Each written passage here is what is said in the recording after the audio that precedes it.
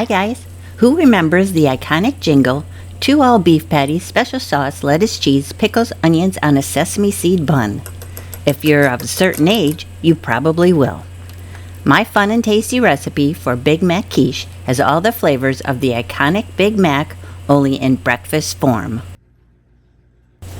The special sauce consists of mayonnaise, ketchup, yellow mustard, sweet pickle relish, dill pickle relish, dehydrated onion, milk, and salt and pepper.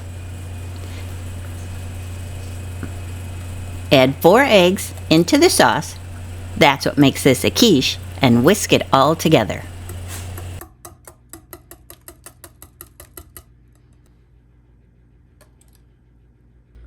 Next, brown 2 pounds of ground beef in olive oil along with some garlic powder, salt, and pepper.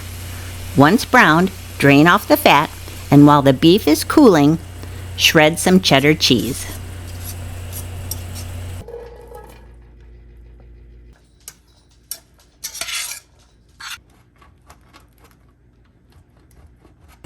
Now pour this special sauce and some of the shredded cheddar cheese into the cooled ground beef, stir well to combine, and then spoon all that evenly into the par-baked pie crust.